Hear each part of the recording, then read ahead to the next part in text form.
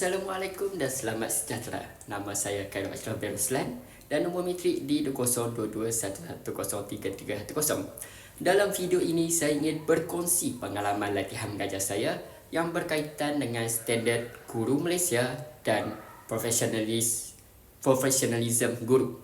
Saya akan ceritakan situasi yang berlaku semasa pengajaran, apa yang saya pelajari dan cadangan penambahbaikan pada masa hadapan. Semasa saya mengajar subjek kimia tingkatan 4, topik yang saya sampaikan ialah struktur atom, khususnya tentang elektron dan orbital. Semasa sesi pengajaran, saya perasan di mana murid-murid ni agak kurang fokus dan ada yang kurang faham tentang memahami konsep elektron yang bergerak dalam petala dan orbital.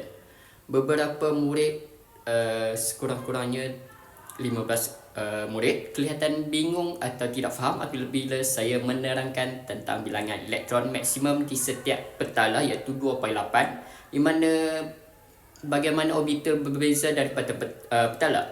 Saya juga perasan bahawa apabila saya menggunakan kaedah ceramah sepenuhnya tanpa bantuan visual atau aktiviti interaktif, murid lebih cenderung kurang memberi perhatian. Masa juga yang terhad di dalam kelas serta bilangan murid yang agak ramai membuatkan saya agak sukar untuk menilai kefahaman murid secara individu. Situasi ini berlaku disebabkan konsep struktur atom adalah abstrak dan memerlukan pemahaman visual. Kaedah ceramah atau bercakap sahaja membuatkan murid sukar untuk membayangkan model atom itu, pergerakan elektron dan bagaimana elektron bergerak di dalam di luar orbital. Selain itu, saya juga sedar bahawa persediaan saya agak kurang melibatkan bahan bantu mengajar seperti model 3D, animasi atau ilustrasi secara visual kepada murid-murid untuk memahami konsep ini. Saya juga belum banyak melibatkan murid melalui soal jawab atau aktiviti kumpulan. Jadi daripada pengalaman ini, saya belajar bahawa guru profesional bukan sahaja menyampaikan ilmu, tetapi ia juga perlu memastikan murid benar-benar memahami konsep melalui strategi pengajaran yang pelbagai.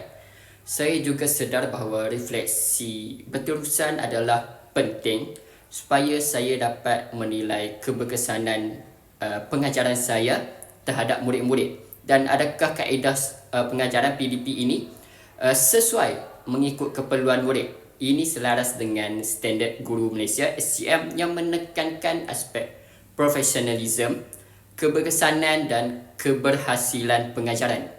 Saya juga memahami bahawa penglibatan murid adalah kunci kepada pembelajaran yang berkesan, di mana ketika adanya murid yang aktif dalam kelas, ini menyebabkan PDPC lebih menarik dan mungkin lebih menyebabkan murid lebih faham. Jadi cadangan untuk penambahbaikan untuk pengajar seterusnya, saya bercadang untuk menggunakan alat bantuan visual seperti model atom, diagram interaktif atau animasi untuk menerangkan konsep elektron dengan orbital ini.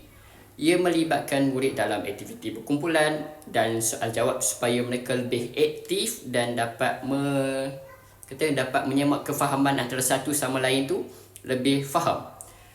Selain itu, saya cadang untuk mengatur masa PDP dengan lebih fleksibel, termasuk dapat menjalankan sesi soal jawab serta dapat menerangkan dengan kefahaman yang teranglah kepada murid-murid.